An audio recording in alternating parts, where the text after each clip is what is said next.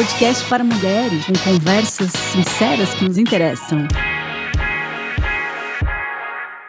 Olá!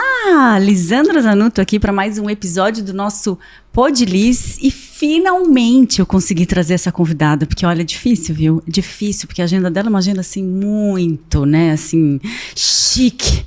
Meu Deus do céu, que alegria poder trazer a minha querida amiga, mas principalmente a doutora Niver Bosley, porque essa é uma mulher e uma profissional que eu admiro.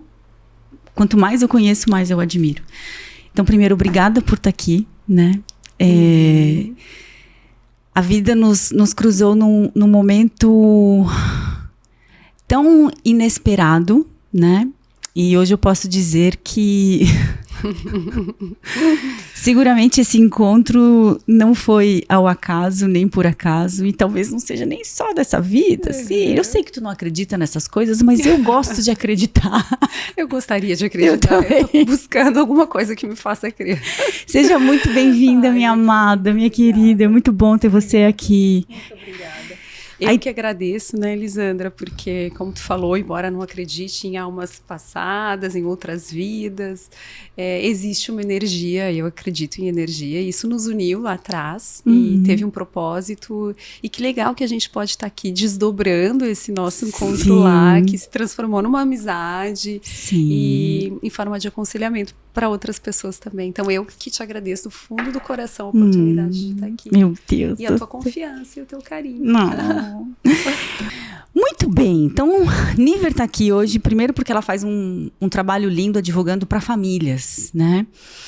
E eu sou uma pessoa que odeio advogados, né? E eu adoro o nome do teu livro, né? Aqui está o livro. Tanto odeia. Ela é uma advogada. Que fez a crítica. Que ela fez um livro, né? Para vender ela mesma. E ela diz, eu odeio advogados. E eu adorei, porque inclusive eu fiz a crítica daqui, ó. Aqui atrás sou eu que falo, né? Mas eu odeio advogados, mas eu amo você, tá? E por que eu desenvolvi essa admiração pelo teu trabalho, né? E seguramente você é uma profissional que eu indico para as minhas alunas, para as minhas pacientes, para as minhas melhores amigas, para minha família, né? Porque você tem um olhar diferenciado, né, Niver? É claro, além de você ser uma mulher maravilhosamente linda, mas você tem uma inteligência, uma perspicácia, e um olhar muito diferenciado, refinado, assim, né? Então, a primeira coisa que eu descobri sobre você quando eu te conheci já é que você é uma advogada que advoga para famílias, né, em processos de separação e tal, mas que você não faz litígio. Eu falei, mas existe separação sem litígio? Não conheço. É possível isso? Não, e as pessoas pensam, não, mas a gente, se é para fazer um acordo, eu não preciso de um advogado. Eu já vou com o acordo pronto. Isso. O que acontece, né, Elis, para assim, explicar para quem não conhece ainda esse modelo de trabalho. Eu fui advogada antes, né, de afunilar muito a minha área de atuação para área comercial e também direito de família, mas sem esse viés do acordo. E aí entendi que o processo judicial contencioso, que é aquele processo onde cada parte tem seu advogado e se disputa alguma coisa, não se entra com o propósito de resolver, ele não é eficiente. Porque ele não vai trazer uma solução para essas famílias a curto prazo. E, enquanto isso, elas precisam, obviamente, investir em advogado, investir na tramitação do processo, às vezes inviabiliza a atividade econômica de empresas que, porventura, eles tenham em conjunto, a questão de patrimônio, né, onde vai morar, se pode vender bens, enfim. Isso tudo acabava ficando amarrado dentro dos processos. A estratégia dos advogados eu vou fazer um bom trabalho jurídico processual em fazer o meu cliente vencer. Agora você imagina uma família que se desmembra em duas partes oponentes que cada uma quer vencer em relação à outra.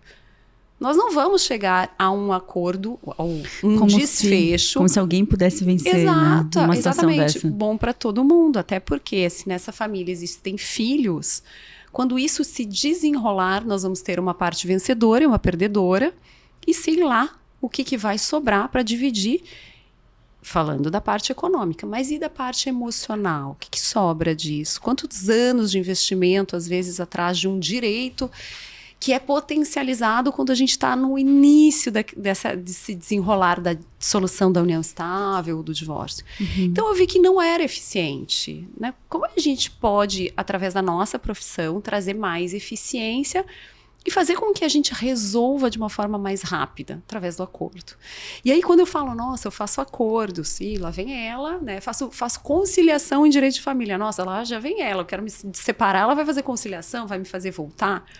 Não é isso. Na verdade, quando a gente usa o termo conciliação, é eu entender qual é a problemática, que a gente sabe, a ruptura da relação conjugal, primeiro ponto, mas o que envolve e de que maneira eu vou resolver isso para que eles saiam, ao menos, com dignidade e a mínima condição de se relacionar por conta dos filhos menores. E isso é uma construção.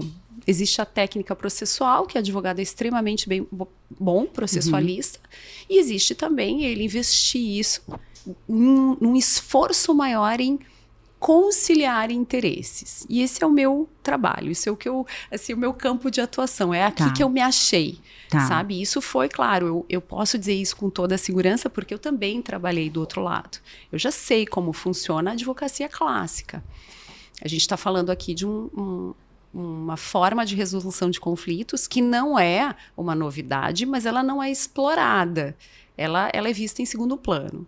Por exemplo, quando um casal ia se divorciar ou dissolver a relação conjugal, entrava-se com um processo, se não fosse o mesmo advogado, 2 advogados distintos, aí você era convocado pelo judiciário para fazer uma audiência de conciliação. Eu acho que é aí que está o equívoco, né? O equívoco. E aí a audiência de conciliação era um advogado aqui, o outro ali, com seus respectivos clientes. E o juiz chegava e dizia, existe alguma possibilidade de acordo? Não existe. Ou então, olha, sim, eu quero tal coisa. Ah, mas eu não concordo. Então, não existe. E era assim, as audiências terminavam em... Imagina a expectativa daquelas pessoas, né, por uma audiência de conciliação na frente do juiz. E aí, depois descobria que nem sempre era o juiz que estava ali, sim, um conciliador. E não tirando o prestígio dessa pessoa, mas pessoas, às vezes, com pouca capacidade de desenrolar aquilo. Sim. E aí, descobre que em 5 minutos, nossa, eu já estou inserida num processo que vai durar anos. Né? Então, o meu trabalho ele nasceu justamente com esse propósito. Eu tenho um envolvimento muito grande com as partes, trabalhando em vários cenários. Cenário 1, posso atender o casal em conjunto. E quando eu falo em conjunto, não é colocar os dois para sentar para conversar, porque eu com certeza não tenho habilidade para, né, intervir numa briga conjugal. Psi, né? Exato, eu chamo as amigas psi. Aliás, o trabalho em cooperação com psicóloga é brilhante, né? Ele desenrola muito mais fácil. Então, o primeiro cenário é atendendo esse casal em conjunto. E aí, quando eu falo em conjunto, é uma procuradora para os dois, sendo que essa pessoa vai levantar os pontos importantes que precisam ser resolvidos, o outro quer. Verificar a relação deles com os filhos, obrigações, capacidades, e desmembrar isso e resolver isso através de várias propostas de acordo. Ou também trabalhar em cooperação quando as duas partes não se sentem confortáveis para trabalhar com um único advogado, e aí trabalham com 2 advogados que fazem nessa composição juntos. Então, trabalhando em equipe. Qual é o problema? Nem todo mundo. Aí eu tô falando porquê do livro. Nem todo mundo entende que essa é uma jornada do advogado. O advogado entende que ele trabalha até a linha B. Ai, foi difícil. Vamos para o judiciário, então. Então, várias vezes eu me deparo isso. Isso é uma realidade da minha vivência. Então, eu te digo com toda a autoridade. Muitos advogados não estão preparados. Porque, de fato, realmente, as faculdades não trabalham isso, a vida não trabalha, não dá oportunidade que as pessoas trabalhem dessa maneira. Então, a gente está lá com um grau de dificuldade, que eu nem digo que é extremo, e aí o outro advogado, quer saber, doutora? Vamos para a justiça, nós vamos brigar. Eu falo, eu não vou, tá? Eu não vou brigar. Tô fora? Eu tô fora, até porque o meu cliente sabe que eu não vou estimular o litígio. Eu tenho uma equipe que faz a defesa, se porventura alguém entrar com um processo judicial. Mas nós já escaneamos toda essa situação. Então, assim, é como mapear a possibilidade do conflito. Eu estou mapeando, eu estou vendo quais são os pontos de grande divergência e a gente vai tratando desses pontos. Agora, quando eu tenho um parceiro advogado que não está empenhado, não vai resolver. Então, eu acho que o que falta é, primeiro, as pessoas conhecerem esse tipo de trabalho, entenderem que ele é essencial, porque se eu fizer preliminarmente um trabalho bom, muito possivelmente eu não vou precisar acessar a justiça para decidir. Eu vou acessar a justiça para chancelar a minha decisão. E coisa mais boa é a gente manter a autonomia quando a gente está numa situação de crise. Sim. Não é? Sim. Hoje, quando a gente estava conversando, você me falou uma coisa que eu falei, meu Deus. Eu nunca tinha parado para pensar nisso e eu acredito que a maior parte das pessoas também não, né? Você falou assim, quando eu procuro alguém para negociar esse divórcio, para conciliar, né, para entender quais são as demandas de um lado, quais são as demandas de outro, nem que sejam entre dois advogados, enfim, a gente tem o poder de decidir. A gente, né, o casal, junto com a orientação e a conciliação desses profissionais. Quando você sai dessa alçada, quem vai decidir a tua vida vai ser aquele cara que tá lá, que não sabe, o juiz, que não sabe absolutamente nada sobre você. Exato. É como você perde a tua autonomia, né? E você coloca isso lá na mão desse cara que eu não sei em quanto tempo e nem o que vai passar na cabeça dele a hora que ele lê, né, interpretar aquilo, porque grande parte do que ele lê também não foi escrito por mim, ou, né, pela parte que está pedindo, ou pelo marido, pela mulher, mas está escrito pelo advogado. Exato. E de que maneira esse advogado apresenta aquilo é o que o juiz recebe.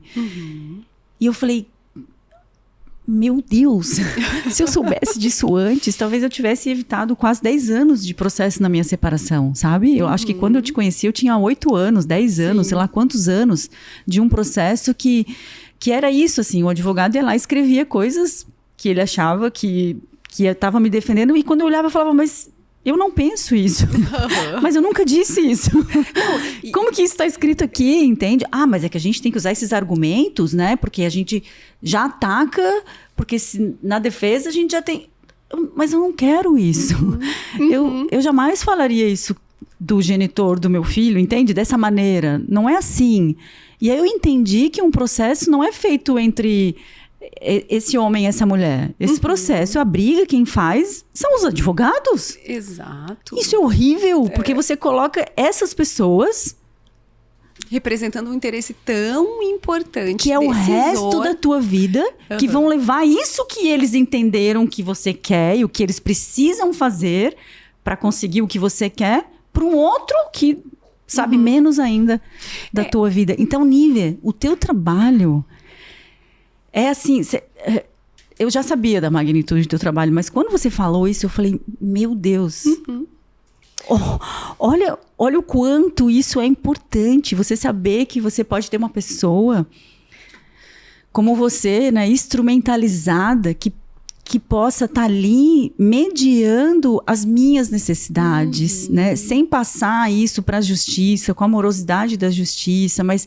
entendendo com uma inteligência não só legal, né? Mas também emocional, articulada, sabe?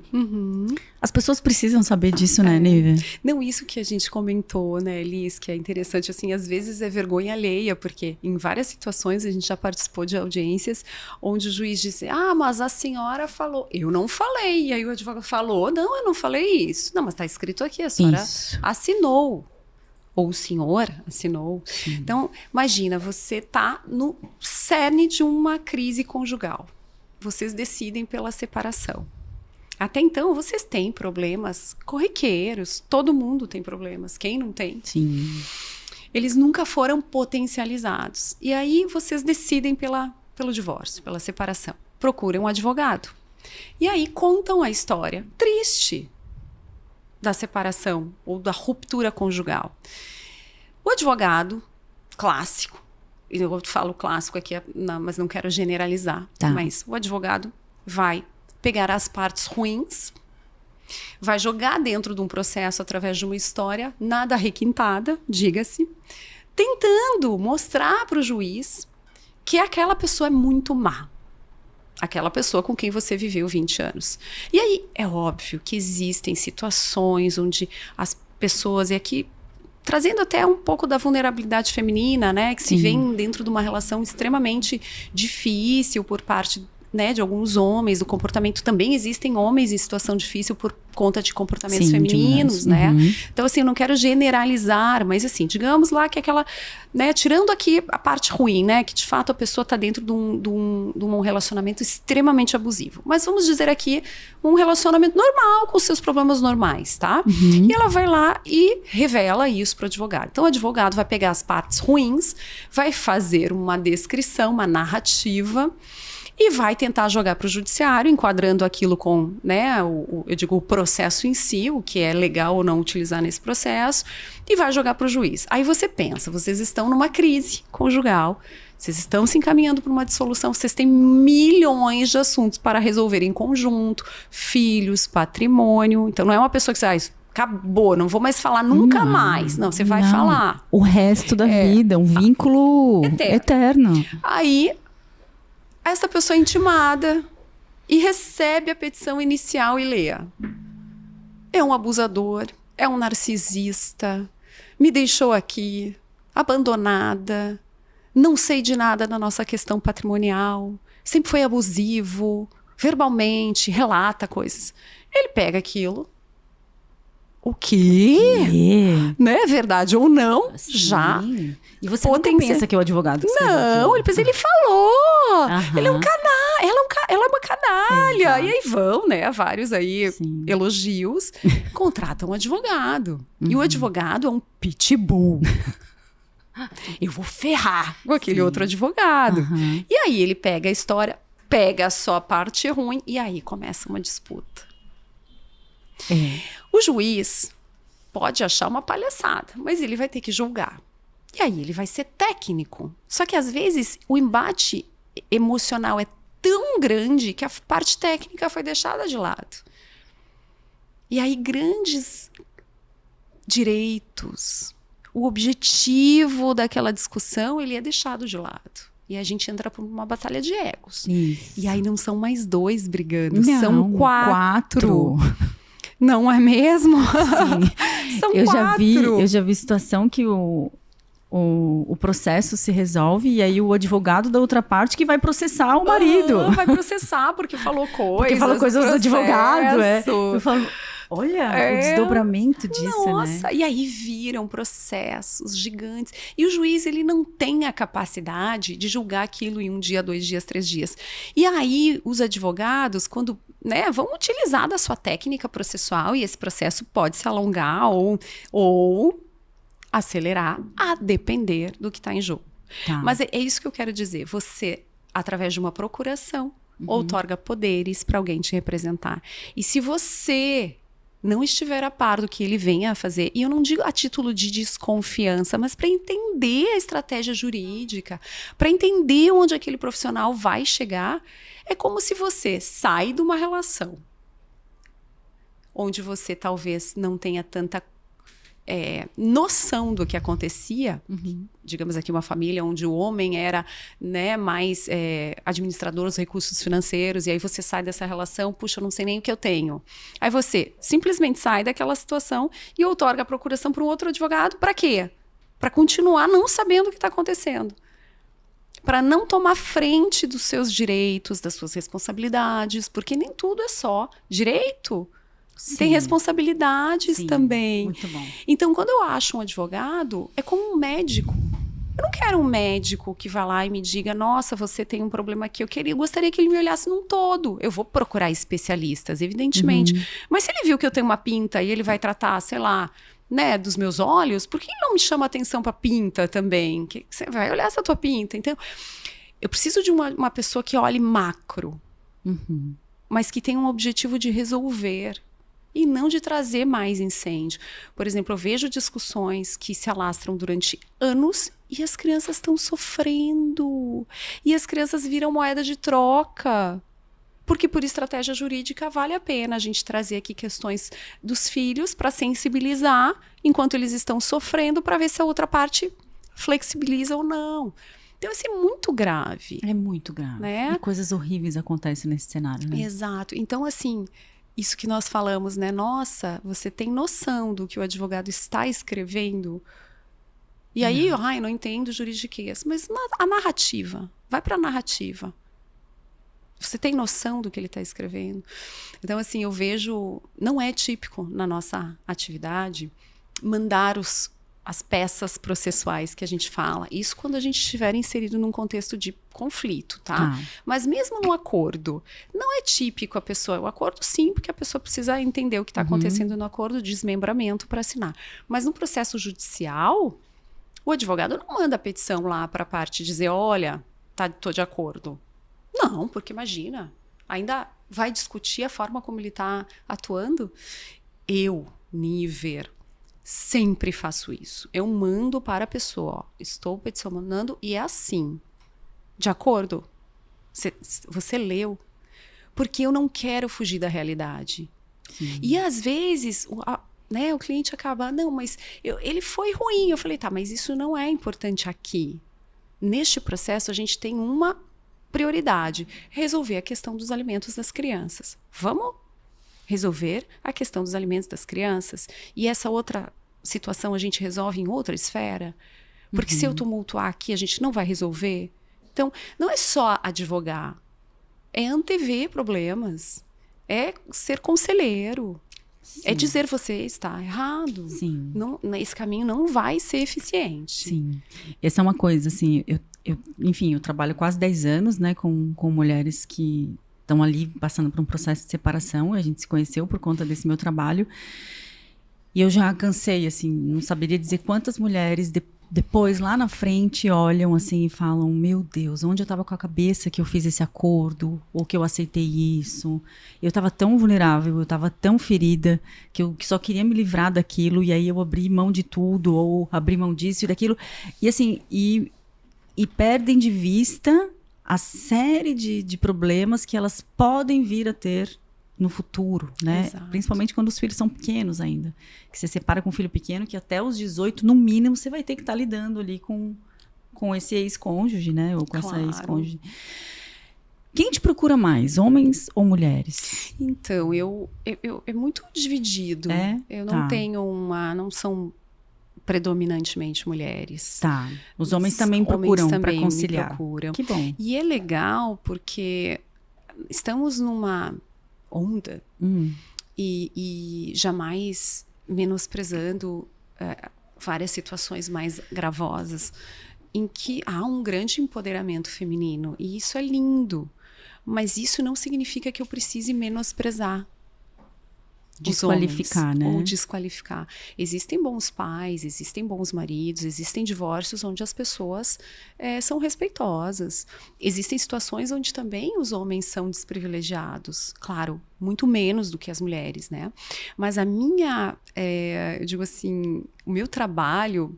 Eu acho que ele tem uma riqueza porque eu consigo, através da história dessas pessoas, quando elas me procuram, inclusive de homens, de fazer com que eles entendam quais são as obrigações.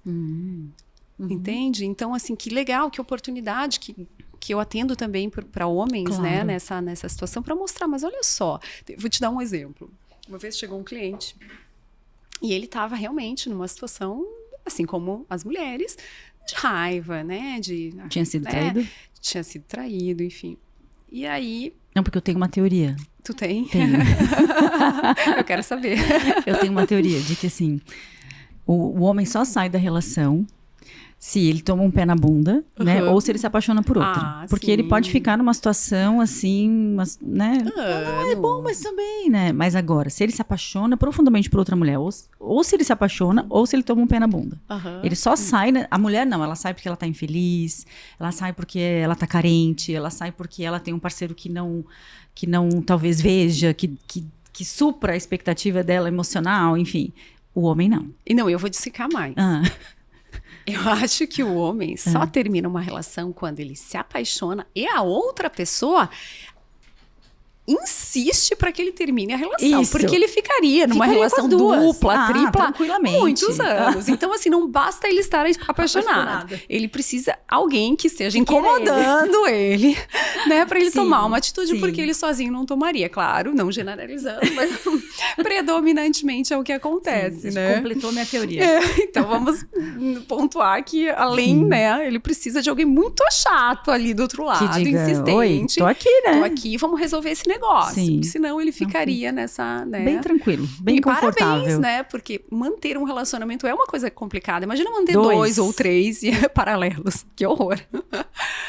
Mas então, ele chegou, ele tava chateado. E aí, lógico, quero destruir a pessoa e tudo mais. Eu fui acalmando e tudo, né? E aí ele me disse assim, não, mas olha só, a questão patrimonial é o seguinte. Ela nunca trabalhou. Falei, Não. Falei, quantos filhos vocês têm? 3. Você faz o quê? Trabalho no mercado, assim, mercado financeiro. Eu falei, tá bom. E ela fazia o que antes? Expôs a atividade dela, disse que ela parou para ter filhos e que ela queria pensão e que ele nunca ia dar pensão para ela. Ela que, se quisesse, fosse trabalhar. Eu falei, não tem problema, vamos fazer o seguinte. Eu também acho que não. Ela é jovem, ela pode trabalhar. Vamos botar numa planilha quanto custa uma babá dia. Vamos botar uma babá à noite também, né? Porque são 3, né? Você chega tarde, você me falou, a sua rotina é uma rotina exaustiva de trabalho. Afinal, você é o provedor e sempre foi. Então, vamos botar uma babá durante o dia, uma babá durante a noite. Uma babá pro que esteja... Se essas faltarem, que seja uma na retaguarda, uma de sobreaviso, porque afinal você não vai faltar uma reunião importante se o seu filho está doente, ou se ela, não pôde trabalhar. Uma para final de semana. Sim. Certo? Folguista. E uma que dê amor, né? Porque só babá não é. Então vamos pegar alguém que dê amor. Você põe isso no papel, vamos ver quanto é que sai. Ele começou a rir.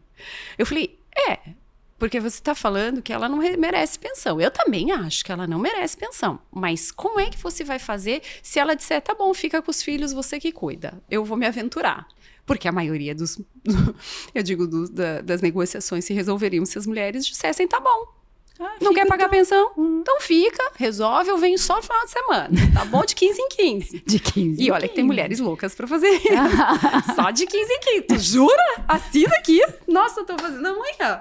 De 15 em 15. Não, falo durante a semana, por vídeo, conferência. Eu passo pra levar no McDonald's. Pega a parte boa, tem uma mulherada querendo fazer isso. Sim. E aí ele começou a rir, né? Mas essa conta da cara. Eu falei, exatamente. Então você calcula quantos anos mesmo ela ficou fora do trabalho? 5. Então calcula quanto que foi a remuneração que vocês deixaram de pagar, né? Isso que tu tá me dizendo, que ela... Isso, eu acho que você é leviano. Você não pode falar isso. E você também não pode falar isso se você precisa que ela negocie com você. Entende que o teu discurso tá errado? São 3 filhos. Vamos lá, ela morreu. O que tu vai fazer? Sabe o que você precisa fazer? Você precisa rezar para ela ir bem. Você precisa ajudar ela a se inserir no mercado de trabalho. Porque ela vai ser tua parceira na criação dos filhos. E se ela estiver falida, ela vai ser uma pessoa. Se ela estiver em ascensão, ela vai ser outra. E ela não vai precisar do teu recurso. Os teus filhos que estão lá, né? E aí a pessoa começa a ponderar. Isso é uma conciliação. Né? Então não é porque o cliente chega, vamos fazer o que ele acha que ele precisa disso, desse choque de realidade. Níver, mas aí ele vai embora. Olha, eu nunca perdi cliente por dar a real. Nunca. Claro, as pessoas às vezes saem muito fragilizadas. Frustradas. Porque o que é melhor escutar, Lisandra? Vamos lá, você está no meio de uma crise. Não, nós vamos atrás dos seus direitos, você vai conseguir. Nossa, você foi oprimido ou oprimida. Imagina, eu vou conseguir, nós vamos brigar. Ele vai pagar tostão por tostão. É muito legal ouvir isso quando a gente está triste. Quer, né? Mas e aí? E a página 2? Como é que a gente perfectibiliza isso? Eu vou pensar que você vai precisar conversar com ele todos os dias, ou ele conversar com ela todos os dias. Então, esse trabalho preliminar é muito importante, porque é fazer com que a pessoa mude o olhar. Teu foco não é criar um problema, teu foco é resolver, né? Então, vamos resolver, porque com este discurso aqui não vai dar. Imagina, aí eu falo, imagina, eu vou chegar lá, olha só, advogado da outra parte. Ela nunca trabalhou, ele que conquistou o patrimônio inteiro. Meu filho, o casal comeu um parcial de bens. Metade do que construíram, ponto. I'm so sorry. Ai, ela não tem onde morar. Você quer que ela more aonde? Com os filhos de vocês. É óbvio que ela precisa de uma pensão transitória. Então, vamos avaliar qual é o tempo para ela conseguir entrar no mercado e ter um rendimento suficiente para ela poder se manter. Porque imagina se daqui 3 anos ela estiver ganhando a mesma coisa que você. Que legal que vocês vão dividir metade as despesas das crianças, automaticamente a tua carga diminui. Mas é um trabalho de convencimento. Eu negocio com o meu cliente para ele entender. Sim, esse cara é o teu cliente, né? E às vezes a mulher, Sim. ela chega, nossa, cenário super comum. Eu não sei o que acontece, a vida econômica, porque eu deleguei a ele, eu tinha confiança, né? Ele é o gestor do patrimônio da família, eu não sei o que nós temos. Tá bom, então vamos descobrir. E aí entra, né? A gente vai lá e verifica que não existe patrimônio. Que aquilo Só se perdeu, dívida. que E ela não existe sabe, dívida. Ela acha que tinha alguma coisa na partilha e ela tem dívida. Aí entra-se numa, nossa, mas ele acabou com a nossa família, ele fez atos incompatíveis com a administração, ele precisa ser punido, tudo bem, ele vai ser punido, mas e aí? Você continua na merda, minha amiga. Então, vamos entrar num processo porque eu quero acabar com o que esse já não tem. Vamos estancar isso e vamos resolver. Ano passado eu entrevistei um outro advogado aqui e aí ele trouxe uma coisa que eu falei, ai meu Deus do céu, como é difícil ouvir isso essa altura da vida, assim, porque às vezes a gente se acha tão burra, sabe? Sim. E aí ele disse, Lisandra, as mulheres precisam aprender que um casamento é um contrato. E tudo bem, você pode estar muito apaixonada, né? E o amor romântico faz isso, deixa a gente completamente cega. Mas ainda assim é um contrato com deveres e obrigações. E se você não tá ali porque você é uma dona de casa ou porque você escolheu largar a tua profissão para cuidar dos filhos, está tudo bem. Mas é tua obrigação saber o que está sendo feito com o patrimônio e com o dinheiro da família. Porque se esse cara estiver fazendo dívida? Sim, contraindo dívidas e daqui a um tempo ele, sei lá, arruma uma outra pessoa e ele vai tocar a vida dele e a dívida, além de você ficar ferrada, você ainda fica com dívida para pagar, né? Então, o quanto, primeiro, a gente não é preparado para isso, né? Uma outra coisa, assim, que para mim foi um baita do insight, né? Cara, todo relacionamento vai acabar um dia. Quer porque um desses cônjuges vai morrer, quer porque um vai embora. Então, é um contrato que tem data para acabar, né? E aí eu até te perguntei isso hoje de manhã. Então, se eu vou entrar numa sociedade, e aí eu boto lá todas as cláusulas, né, de entrada. Você entra com tanto, eu entro com tanto, as minhas funções são essas. Mas a gente também já faz cláusulas de saída. E se eu quiser sair dessa sociedade antes, ou se você quiser, quem compra cotas, ou... O acordo de sócios. Isso, o acordo... Não tem para entrar e para sair? Tem. O casamento deveria ser assim também, né? Então, olha que muito legal. Eu adoro esse trabalho preliminar, que seria um trabalho de prevenção. Vamos lá? Isso. Pacto vamos antinupcial. Combinar? Isso. E As pessoas acham que o pacto antinupcial é uma coisa agressiva, uma coisa muito distante. Meu Deus, eu tô apaixonada. Ele me pediu em casamento. Imagina, Amanhã eu vou falar de pacto. É o homem da minha vida. Eu tô louca pra casar. Vou chegar com isso, destruir isso. Meu Deus. Né? E ele também. Isso, né? faz parte dessa romantização do amor. Romantização do amor. E aí, se você... Tudo é um contrato. A gente estabelece contratos verbais todos os dias. Esse é o de maior magnitude, porque ele vai ter um reflexo tão grande na tua vida financeira, emocional, né, pela bagagem que isso traz. Quando as pessoas se relacionam a lei, ela é um refletorzinho, né? Ela está seguindo, ela está perseguindo as pessoas para garantir alguma coisa. Então, por exemplo, as pessoas que começam a se relacionar entram numa união estável, né, que a gente chama, que não existe um prazo para definir união estável. Não é assim mais, tá? Vai depender da configuração do modelo, enfim. Então, não dá para estabelecer, até 3 anos não é. Não dá. Mas, digamos, eles estão lá, estabeleceram uma união estável, a lei já está lá. Ela garante alguns direitos. Por exemplo, ela diz que quando eu não estabeleço um regime de bens, o que é o regime de bens? Na hipótese do divórcio, como ficarão os bens que a gente adquiriu? A lei diz que é meio a meio. Ok. Então, por exemplo, Parcial. Comunhão parcial de bens. Então, se eu não declarei, tá ótimo. É isso. Já está subentendido. Já está subentendido. Porém, naquele contexto, eu gerencio, geralmente, né? A gente age assim, eu gerencio para outra pessoa poder de decisão. Né? Se vai comprar bem, se não vai, se vai vender, se vai contrair dívidas.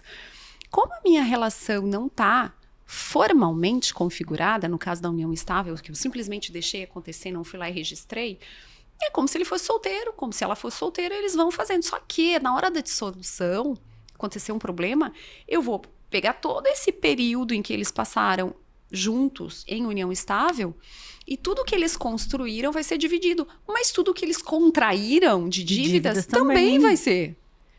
Então, nossa, mais uma vez eu entrei num relacionamento e eu fechei os olhos porque a outra pessoa estava fazendo. Eu me desprotegi. Isso. Eu não olhei para mim. Isso. E não é assim, eu preciso ser egoísta. Não, eu preciso ser consciente. Que é isso que falta. Na geração dos nossos pais, existia uma proteção maior, porque era era a comunhão universal de bens, inclusive. Mas mesmo assim, muitas famílias faliram e a mulher afundava junto. Né? Ela não tem responsabilidades, porque fica em casa quando tem responsabilidades. Tem responsabilidade, sim. Porque esse discurso ele não vai ser sustentador de uma decisão favorável para essa pessoa. Então não adianta, assim, é isso, né? Às vezes a pessoa colhe a dor falando o que ela quer ouvir, mas ninguém mostra a realidade. Se eu, por outro lado, sentar com essa pessoa no momento em que a gente está super bem e disser, vamos decidir como vai ser, né, a nossa vida patrimonial daqui para frente, nós vamos dividir, nós vamos manter juntos, como é que a gente vai fazer? Causa uma certa animosidade, é óbvio que causa, mas quanto mais franco eu for no início do relacionamento, menos problemas eu vou ter. E se você não pode falar sobre isso no início do relacionamento, já é uma red flag, já é uma bandeira. Exato. Entende? Já presta atenção. Exato. Por que é tão desconfortável para esse parceiro ou para essa parceira falar sobre isso? E outra, né, Lisandra, hoje eu vejo assim, as pessoas têm um pouco mais de consciência, então elas, então vamos fazer o seguinte, nós já vamos fazer um pacto. Aí chega num dia antes do casamento, isso é clássico. Sério? Chega um dia antes do casamento, vamos assinar o nosso pacto antinupcial de separação total de bens. Um dia antes. Já vi casamentos terminarem por conta disso. Um dia antes, chega lá, a pessoa assina aqui, nós vamos assinar. Não é assim, né? Porque tem que ir num cartório, isso é através de escritura pública. Mas então, nós vamos assinar. Um dia antes. 2 dias antes. Tá bom. Bom, ficou definido que nada que eles adquirirem vai ser dividido. Então, se ela adquirir o nome dela, é dela. Se ela adquirir no nome dele, é dele. Tudo bem, é um contrato justo? Ele é justo. Dependendo da situação, ele é muito justo. Mas eu ajo no dia a dia como se fosse comunhão parcial. Então, ele é o provedor, ele traz, ele compra. Eu vou ter uma casa na praia super legal, a gente anda de barco, ai que legal, tudo maravilhoso. Ai, eu vivo um mundo maravilhoso. Só que, de repente, esse relacionamento dá errado. E ela não tem nada. Ou ele. Nada. E aquela vida, não, mas o padrão, tudo bem, mas não é o teu padrão, porque vocês não conversaram sobre isso. E você não cuidou disso. E você não cuidou disso. Mas eu não fui alertada, de fato, mas não é tua obrigação quando tu vai entrar numa sociedade, conversar com um advogado e definir parâmetros para essa sociedade. É uma sociedade conjugal, e é assim o nome dela também, sociedade conjugal.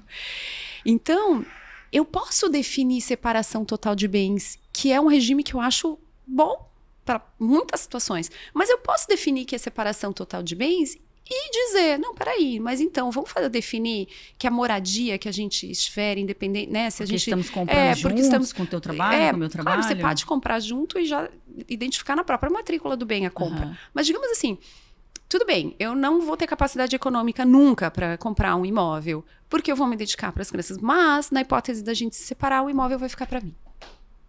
Vamos definir isso? Vamos definir, inclusive, outras obrigações que vão ficar a teu critério?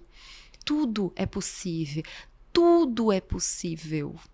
Um pacto antinupcial, ele não é engessado, ele é aberto a várias definições. Olha que legal. E, Lisandra, quando eles começam desse jeito, eu digo que é a mais chance desse relacionamento dar certo, porque não tem dúvidas. Porque quantas pessoas vão dormir pensando, meu Deus, agora vai terminar, não tô feliz na minha relação, mas eu não posso terminar, porque eu também tô muito, né, engessada. Dependente. Eu tô muito dependente, ou, né? Ou não nossa, faço vai a menor terminar. Ideia, né? Ou a faço a menor ideia. ruptura da relação já é uma dor tremenda. Descobrir que você não tem casa. E que vai depender do patrimônio dele. Sim. E às vezes o patrimônio dele não está mais no nome dele. Não é mais dele, juridicamente. E aí, não, mas a gente vivia, mas não tem essa capacidade. Sim. E aí? Exato. Entende? Então, assim, é uma obrigação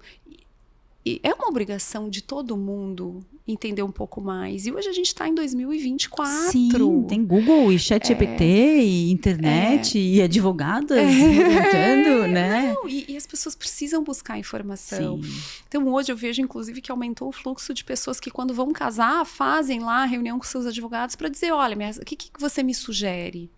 O que seria legal? Nossa vida é assim, a gente tem... Nada impede que no curso dessa relação as pessoas revejam acordos. Claro. Agora, você entrar, vamos ver como é que vai funcionar. Sim. Entende? E deixar isso desenrolando é muito... Sim. É muito arriscado. Sim. A relação de confiança tem que vir daquele que é administrador. Porque ele está... Eu delego. Eu te dei o dinheiro. Eu delego poderes para você fazer. Logo, é você que tem que vir, por relação de confiança. Mas como a gente vai entrar nesse embate, né? É muito difícil. Porventura, se eu começo desde o início, pontuando, né? Delimitando direitos, obrigações, poderes, fica mais fácil no dia a dia. Fica muito mais fácil. Então... Foi de uma forma muito infeliz, usando aqui o caso da Samara Filippo, de uma forma muito infeliz, cruel, ela acabou se deparando com uma realidade dura, porque né, envolvido nisso está a relação, é pai, pensa, não, tem 2 filhos, isso nunca vai acontecer, não vai ser desonesto, vai. E às vezes nem às vezes, vamos lá, vamos tentar fazer um exercício. O fato de ter colocado a casa dos 2 no nome do irmão... Já tem uma conduta aí de má fé, né? Não, ou que ela soubesse, olha, daqui a pouco nós vamos fazer isso por uma estratégia, enfim, sei lá. Isso, mas como que ela não é comunicada, né? Mas, então, ela não ser comunicada é um problema. E daqui a pouco, sei lá, eu sempre falo, eu gosto de olhar para os 2 lados, né? Porque condenar um, eu já não vou mais estar num ambiente de negociação. Sim. Então, eu preciso entender que eu não posso condenar nenhum nem outro. Eu tenho que achar o que eu posso compor desses 2 aí. Tá. Então, daqui a pouco sabe-se lá por que ele fez, né? Que estratégia foi essa, entende? Alguma coisa está omitindo, então alguma coisa tem para esconder. Então, se tem para esconder, também tem para negociar. Entende? Vamos... Nossa, Samara Filippo, tá perdendo tempo, Samara. Né? Pode ser que a gente descubra que não, mas pode ser que a gente descubra que sim. Agora, na justiça, sinto muito. Vai esperar. Vai. E aí o juiz vai dizer, não, pague. Tá bom, agora passou 6 anos e ele não tem mais nada. E aí? E aí? Acabou o dinheiro dela, o apartamento, né? Ai. Tem dinheiro fora do país, tem numa offshore, criou uma offshore. Gente, para descobrir isso é muito difícil. Complexo. Sim. Então, dá, mas é muito difícil. E tem estratégias jurídicas para a pessoa se valer de uma forma legal de proteger patrimônio. Claro. Entende? Tem maneiras maravilhosas de fazer isso. Agora, se eu conseguir entender a dinâmica econômica da minha família, eu vou entender se esse movimento está acontecendo. E aí vai isso. Eu não posso me colocar numa condição de vítima. Porque, sabe por quê? Tudo bem você é vítima, mas você precisa comer, né? E se você for vítima, você só vai se lamentar. Você precisa arregaçar as mangas. Agir. E não é a guerra. Não é. A guerra é teu último recurso. É estratégia, vamos levantar dados.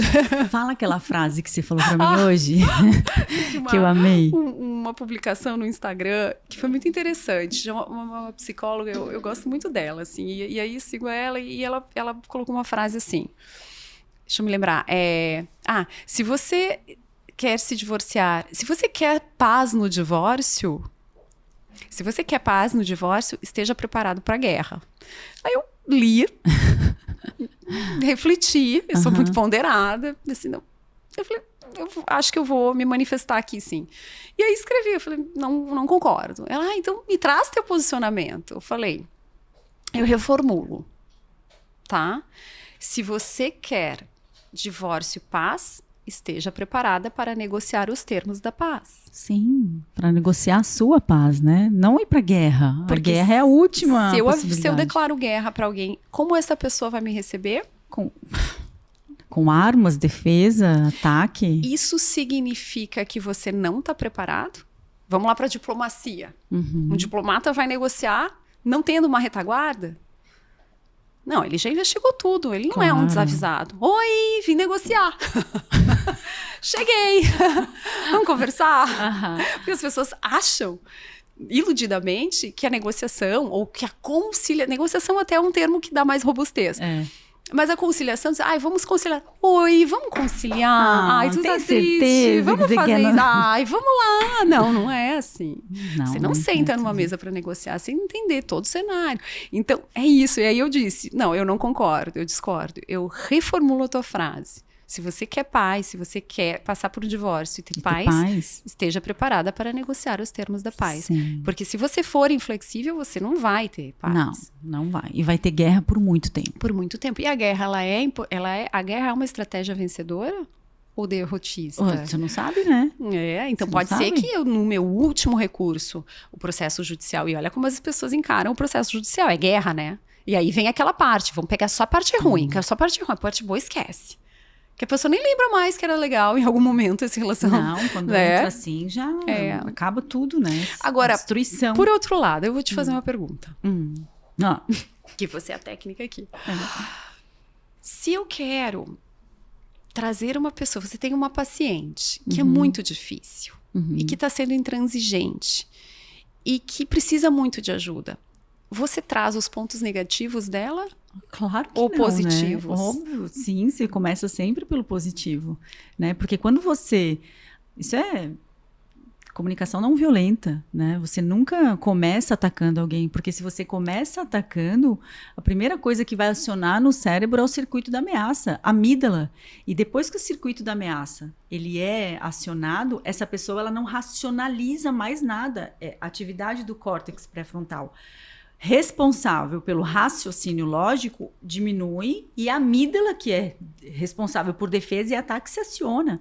Então, você pode tentar qualquer coisa, essa pessoa só vai se defender e contra-atacar.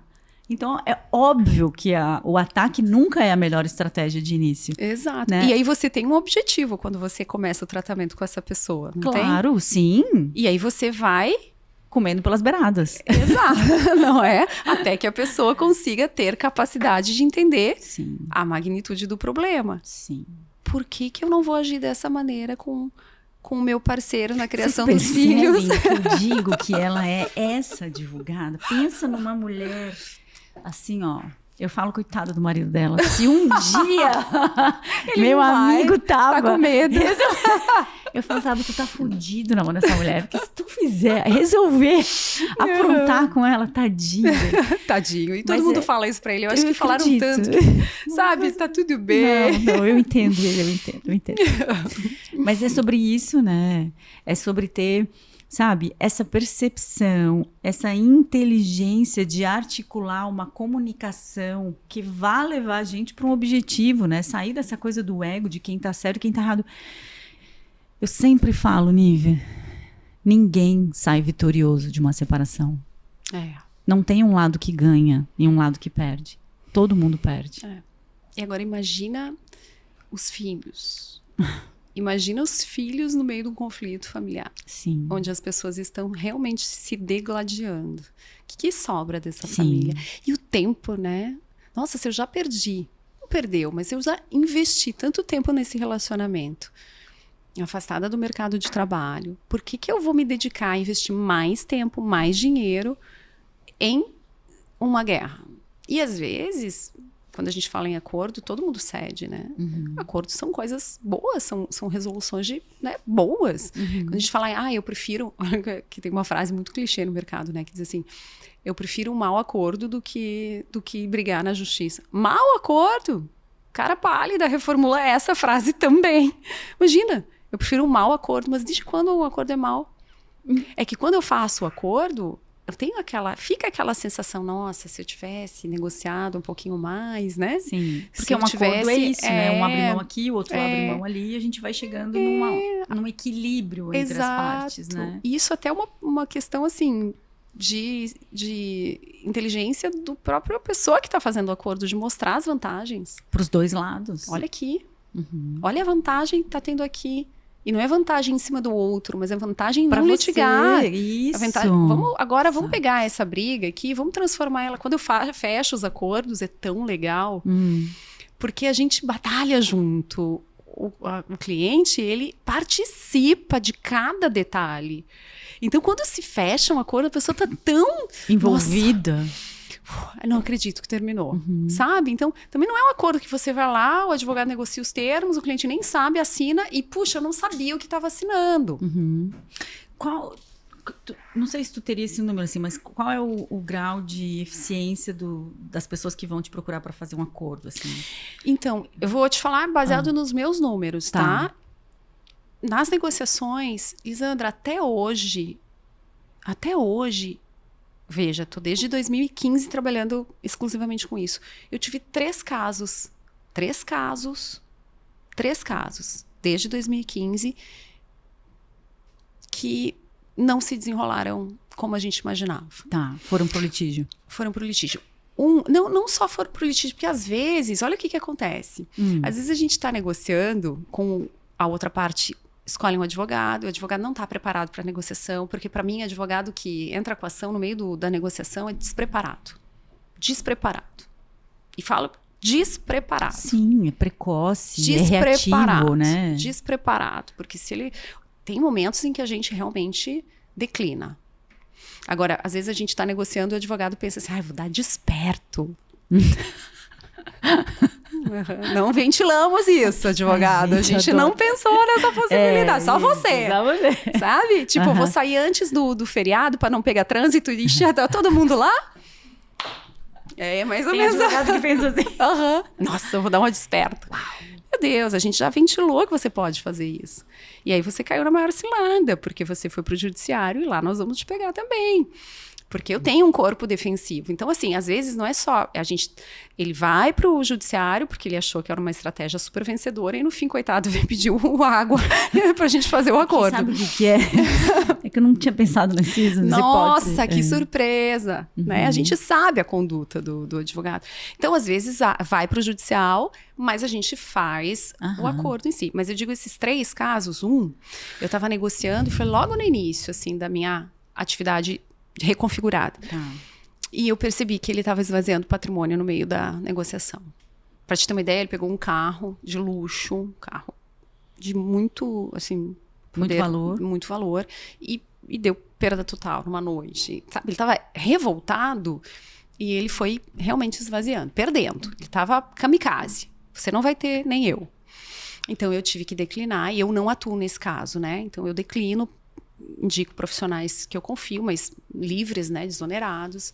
Então, esse foi um caso. E outros 2 que eu acho que ainda vão se desdobrar, porque eu não desisto, né? Desisto apenas quando eu vejo que existe um risco na negociação. E manter a negociação é um risco porque a pessoa está perdendo tempo. Sim, nesse caso, por exemplo, ela está perdendo todo o patrimônio. Então, eu falei, gente, estou parando agora e estou encaminhando vocês para outros profissionais. Tá. Entende? Então, minha obrigação também. Isso aqui não é uma brincadeira. Eu estou falando da vida das pessoas.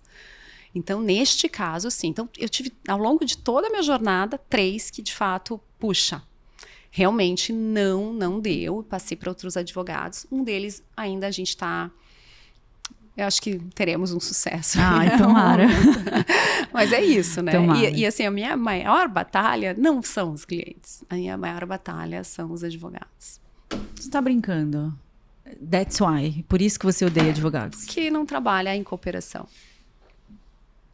E não aceito os seus termos, doutora. Eu falei, mas então me traz uma sugestão, vamos. Não quero, isso é nada.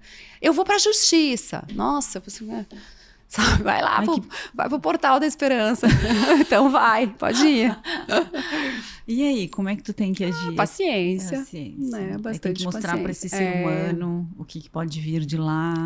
Muita paciência. E aí, às vezes, eu fico com dó dos clientes, né? Porque, poxa, tá tão perto, ia resolver para eles. Sabe? Tá tão perto. Mas o advogado... E aí, faz questão. É uma coisa de ego mesmo, né? Eu mesma, Lisandra, vamos lá. Poxa, mulher, a gente, né? Quem não é um pouco, né? Vaidoso, Vaidoso. Quem não gostaria de dizer, bater no peito, nossa, foi o que fiz? Quem? Muitas vezes eu penso, cara, o que é o objetivo daqui? Não sou eu. Não é sobre mim. Não sou eu. Isso é um exercício que a gente faz. Sim. Diário. Só que eu vejo que não. Eu sou só uma prestadora de serviço não, aqui, sobre a vida dessas só que assim, pessoas. qual é o meu objetivo? É resolver. Então, não sou eu. Não sou eu. Sabe? Então, claro, a gente tem estratégias também. Às vezes, eu sou a pessoa não grata ali. Eu tô dificultando. Eu tenho que reconhecer isso também. Claro, sabe? Vamos trazer uma outra pessoa. Porque, às vezes, eu tô dificultando o processo para pessoa, né? Porque é um envolvimento muito grande que a gente tem na negociação. Agora, eu vou te dizer, sem sombra de dúvidas, a diferença que é resolver um conflito dessa maneira e quanto as pessoas crescem nesse processo, porque é assim, me dá tua mão, vem cá, tu tá cega nesse, vem cá, confia. E deixa eu te mostrar. Lá. E eu vou te mostrando passo a passo e tu vai ver a coisa evoluindo. E a pessoa no final, nossa, eu sou outra pessoa. Eu sou outra pessoa. Eu posso ter problemas, mas não vão ser esses. Vão ser outros. Entendi. Entende? Então é muito bonito. Eu de verdade, assim, sou a maior incentivadora. Não acho que nesses tempos a gente tenha que viver como a gente vivia e tão pouco delegar a pessoas que não tenham capacidade de resolução das coisas mais importantes da vida da gente. Sim. Não, eu acho que é isso que eu te falei hoje, né? Quando a gente estava tomando café juntas, assim. O quanto teu trabalho é cada vez mais importante nessa nova era dos relacionamentos. Sim. Né? Tá cada vez mais difícil relacionamentos 30, 40, 50 anos, né? Sim. As pessoas, os relacionamentos estão cada vez mais descartáveis. As pessoas estão se separando. Muito volátil. Muito voláteis, exato. Então, primeiro, esse trabalho de conscientização, né? Ó, tá apaixonada, ótimo, homem da sua vida, ok. Mas ainda assim, se trata de um contrato que um dia vai ser encerrado. Exato. Né? E isso precisa estar muito ciente do que você tá, da onde você tá entrando, né? Exatamente. E a segunda coisa é, estou me separando. De que maneira eu posso fazer isso sem ir para o litigioso, sem que isso seja ainda mais traumático? Porque a separação por si só, ela já é traumática. Já, para todo mundo, né? E um trauma em vários... Assim, a gente encontra na literatura, Niver, que o trauma de uma separação, ele se equipara, ele é equivalente a um trauma de um incidente inesperado, assim, sabe? Quando alguém da tua família sofre um acidente e morre de uma hora para outra, assim, sabe? Essa morte abrupta e violenta.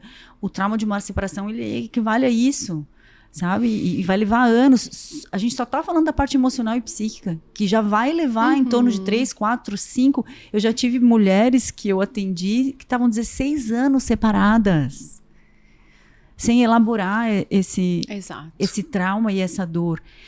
Então, de que maneira a gente pode fazer isso de uma maneira que seja um pouco mais possível para que a vida depois possa seguir também de um jeito mais possível, né? Sabe, Lisandra, pensando justamente nisso que tu tá falando, e até vou usar essa oportunidade, né? Bom... É sobre isso que eu quero que tu fale, né? Sobre o curso que tu criou de orientação para pessoas que estão vivendo um processo de separação ou estão pensando em se separar, é isso? Exatamente. Pô, a pessoa tá pensando em se separar, relacionamento tá ruim, talvez nem seja o desfecho, o divórcio, ou a separação, né? A dissolução da união estável. Mas eu preciso saber para onde olhar. Então, eu vejo essa necessidade. Hoje eu faço muitas consultas para homens e mulheres que vêm buscar. Nossa, tá tudo bem até, tivemos uma briga, mas eu queria entender se a gente divorciasse, como é que seria. E, claro, as consultas jurídicas hoje talvez não sejam acessíveis para muita gente, né? E eu penso muito nisso. Eu acho que a minha parcela de responsabilidade também de fazer com que a informação chegue para muitas pessoas que não teriam uma condição de, olha, eu vou contratar um advogado para me orientar. Então, eu desenvolvi, não seria um curso, mas uma orientação baseada no que eu mais vejo na minha vivência jurídica, das dúvidas que... E aí, direcionei para as mulheres.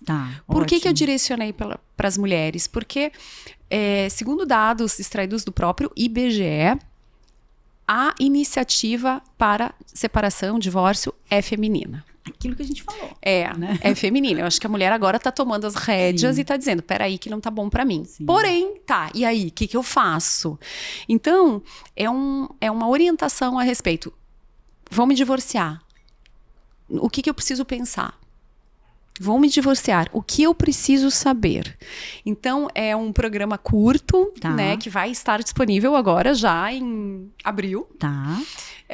Que vai dar essa condição, através da resposta de perguntas mais recorrentes. Achei incrível. Né? Que foi desenvolvida justamente na vivência jurídica, das perguntas mais recorrentes. Desde o início, pensei em me divorciar. O que eu preciso saber? Estar atenta. Eu preciso estar atenta ao quê? O que eu preciso buscar de informação? E isso vai ser tão interessante porque, baseado nisso, às vezes eu tenho um conflito que nem vai se desenrolar num divórcio. Exato. Mas numa tomada de rédeas, daqui agora, que eu quero ver como é que tá. Sim. Porque vamos ser estratégicas, mesmo se a situação for um divórcio, eu vou sair... eu sempre crio um cenário, né, para as pessoas entenderem. Eu estou num momento crítico. Eu vou sair que nem uma louca, apontando uma arma pra cima e atirando? É a pior coisa que a gente pode fazer. Né? É isso que eu vou fazer? Né? Campo minado, eu vou fazer isso? Sair correndo?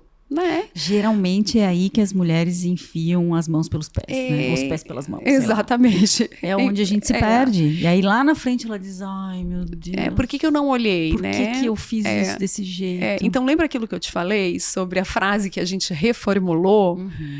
Então, se eu estou pensando, eu tenho que estar preparada. Mas para estar preparada, o que é? É eu entender a minha situação. Sim, procurar até onde eu posso ir, qual é o meu contexto. Né? Então, por exemplo, diz alguma pergunta que é muito comum que você esclarece nesse programa. Por exemplo, vou ter direito à pensão alimentícia. Boa. Exclusiva para as mulheres. Bom, primeira coisa, você precisa fazer um planejamento. Você precisa ver como é que é a sua realidade econômica. Qual é a capacidade econômica que a família de vocês tem?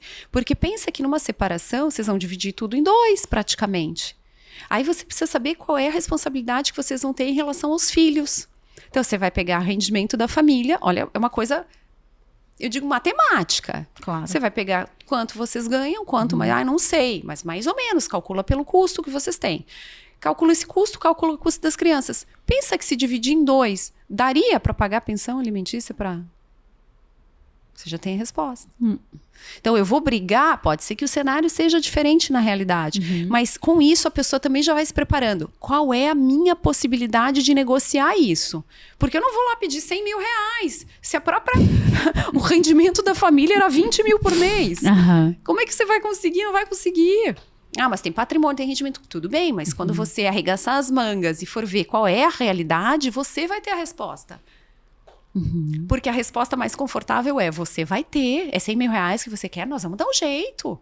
Só que aí chega lá no fim, não dá.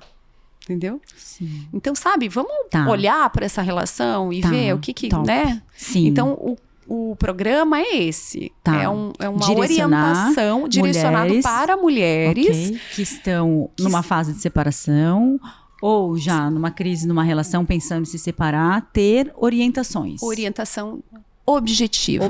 Ninguém lá está Não falando é que... juridiqueias ou trazendo, né? Orientação objetiva e simples, de fácil compreensão, para que as pessoas possam ter pelo menos a ideia do que elas vão enfrentar e o que elas precisam saber. Eu acho adorei esse daí, tá? Então, ó, já sabe, mulheres que precisam de orientações. Eu sei que não tá no ar ainda, vai entrar em abril, é isso? Abril. Em abril. Mas já tem uma lista de espera. As pessoas mandam lá no teu direct e entram na lista de espera. Sim. É um valor bem acessível, bem tranquilo, que eu já conheci, eu já vi, ela já me mostrou, tá incrível. Tá incrível, até porque tem tudo a ver com o meu público, né? Exato. Mas eu queria te dar uma sugestão. Super bem-vinda. Adoro. Inclusive. Me conta. Eu acho que tu devia fazer um outro agora para quem vai casar. Perfeito. Acho que pode ser o plano 2, não é? Cara, tô pensando em casar, ou tô, sei lá, vou morar com alguém, né? Assim, Samara Filippo, entendeu? Exato. Apaixonada em conhecer alguém. E como eu posso, então, entrar nessa relação de uma maneira saudável, de uma maneira que eu possa me sentir resguardada, Entendendo protegida. Obrigações e direitos. Isso, as minhas obrigações e os meus direitos, né? Porque é aquilo que você falou, eu tenho deveres, mas eu também tenho obrigação de saber o que esse cara, enfim, tá fazendo com o nosso dinheiro. Tá, mas eu depositei o dinheiro aqui, tá, mas e aí? Exato. Pra onde foi? Quero ver. Até a festa de casamento. A festa de casamento, O rateio da festa de casamento. Exato. Então, perfeito, Lisandra. Pode ter certeza que esse próximo, esse vai ser um tópico bastante, assim, abordado. É o pacto antinupcial. É que o nome parece muito... Eu acho, quando eu ouço isso, assim, eu acho que só pessoas muito multimilionárias que fazem isso, né? Exato. Tipo Gisele Bündchen e Tom Brady. Mas não, né? Não, o pacto antinupcial... Eu sempre falo que quando a gente faz contratos, a gente precisa sempre prever a porta de saída. Qual é a porta de saída desse contrato aqui, né? O pacto antinupcial nós vamos estabelecer regras para nossa relação. Sim. É isso que nós vamos fazer. O regime de bens. Se eu optar por um regime de bens onde separa tudo, quais garantias eu vou ter? Quem assume determinadas funções em relação aos filhos?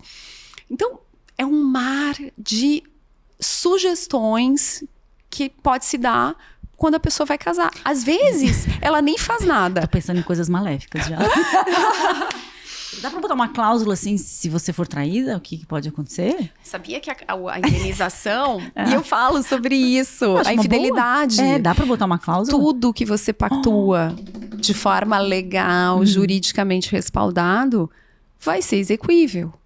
Claro, aí a gente volta para aquela garantia. Se eu executar, qual é a minha chance de ter, né, aquilo que nós pactuamos em meu benefício. Tudo é possível. Inclusive, eu vou te dizer uma coisa agora, sendo bem diabólica. Super diabólica. Pode você... ela tem essa carinha angelical, mas dentro dessa mulher existe uma mente psicopata. Confiem numa amiga. Eu ainda não voltei pro mal, mas poderei. Poderia, um dia. É o meu livre-arbítrio, né? Sim. Mas assim, você pode... eu tenho receio, eu não quero falar que eu fui, parece ser desonesto. Então, não fale. Então, procure assistência. Entenda suas obrigações e seus direitos. E seja fiscal.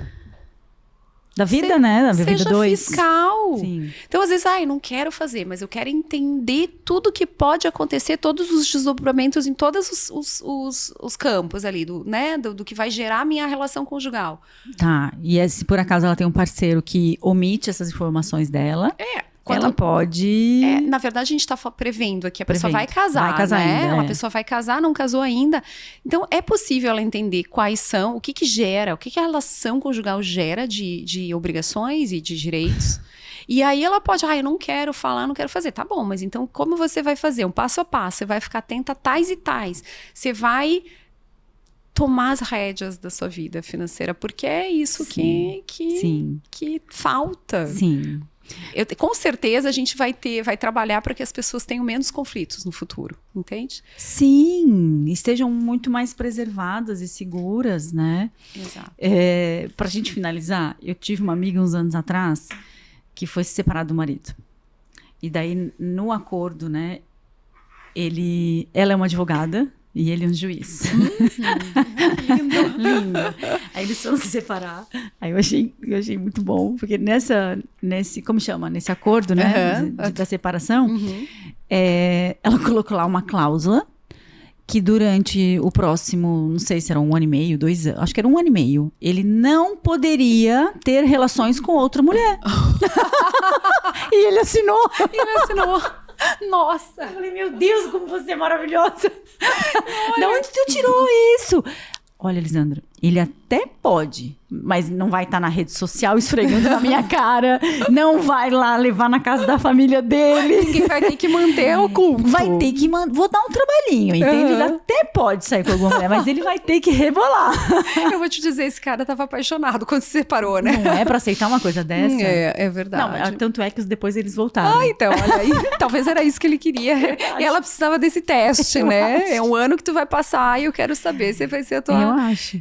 Sou pena de me pagar uma multa.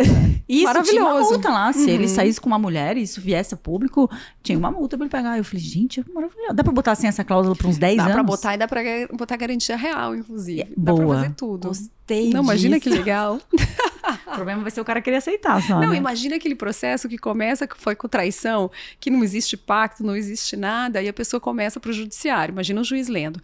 Me traiu, foi com a vizinha, foi, né, passei por uma situação humilhante, excelência, tava lá 3 anos saindo. Pra quê? Não vai acontecer nada. Ele só vai pensar, nossa, que horror, quem é a vizinha? Vou procurar. Quero ver a vizinha. Entende? Não, que horror. Então vamos manter em sigilo isso, Né? e vamos trazer mais eficiência Exato. para as relações, sabendo a extensão da obrigação de cada um nessa relação. Sim. Saindo da condição de vítima para gerente da sua própria vida. Sim. Essa é uma fala muito importante, né? Saindo da condição de vítima.